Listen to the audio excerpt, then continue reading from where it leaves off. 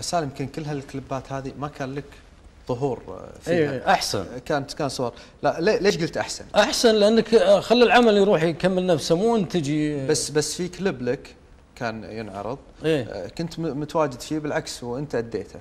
ايوه اللي هو ليه اعتقد اللي كان ينعرض على قناه المختلف. ليه؟ اي في كان لك كليب شعري.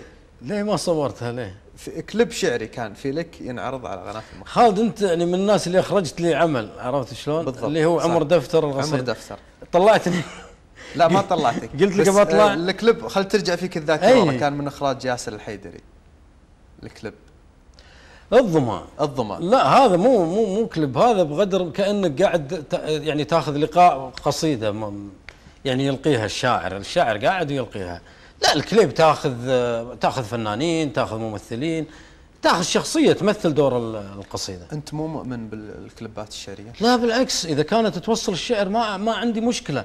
انا عندي شيء واحد مقدس اللي هو القرآن الكريم. غير القرآن الكريم ما عندي فيه اي شيء. حتى الربع يعني احيانا ما يؤمنون بالشعر الغير موزون او النثر او الحر، وكأنه مقدس بالنسبه لهم. هذه الامور تاخرنا. تجد الان يعني بالغرب يتعاملون ويا الاشياء مفتوحه، عرفت شلون؟ شوف للحين ربعنا يناقشون هذا الشعر اسمه نبطي ولا شعر شعبي. الناس شوف وين وصلت، هذه الاشياء تاخر. انا عندي مقدس شيء واحد هو كتاب الله عز وجل، الاخر تقدر تفتح لك اي افق فيه. لذلك تجدني بالشعر اكتب حر، اكتب نثر، اكتب بالمصري، اكتب باللبناني، اكتب باي لهجه، افق مفتوح ما عندي اي مشكله. مو شرط ان اجي اتقيد، عرفت؟ واجي مثل قصيده النبطيه، عرفت شلون؟ يا حسين انها اطربت مثلا فلان من الناس، واجي امتد من هالقصيده واكمل بهالمشوار. سالم، قصيده يا حسين ما يشكي من وقت رجال، ودنا نسمع القصيده. حاضر. هي شوي يعني هموم انسان مو قادر يتاقلم مع الوقت. سالم، قبل ان نطلع بالقصيده هذه، يعني في كثير يقولون ان قصيده يا حسين مو سالم او سالم مقتبسها، ليش دائما يعني هالشكوك على سالم سيار بالضبط؟ هي الهقوه دائما هني، حتى بعض المسؤولين حتى لو تجي على مستوى الموظفين ما يهقى فيك انك انت تسوي هذه الحاجه، عرفت؟ هذه اللي اخرنا بهالبلد وياي انت. تجد المسؤول ما يسند لك الامر هذا، ليش؟ لانه مو هاقي فيه، لانه يقيس يعني هقوتك بهقوته هو. يا اخي اذا انت كانت هقوتك مو قد هذا الشيء، الاخرين يمكن اجدر انهم ياخذون الاشياء هذه. قدر ما قدر، هي خلاص يعني طبع هذا البيت وطبع تحت البيت اسمي. بالضبط. سالم خلينا نفتح يقول تنام ويوقظك صدرك،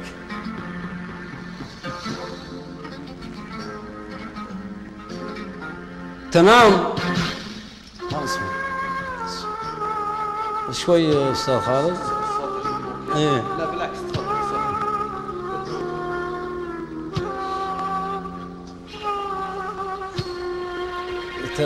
لو يغير ما في مشكله سالم، يمكن الصوت عندك شوي مو واضح. خلينا ناخذ سؤال، يمكن نتكلم عن القصائد المغناه، او كان لك مفروض كان يكون لك تعاون. لا عادوا صرفها في السوق، لا عادوا عجله الاقتصاد في داخلها ورفعوا من نسب حركه الاسواق لدينا. هناك جوانب ايجابيه اقتصاديه كبيره جدا من تشغيل الشباب السعودي.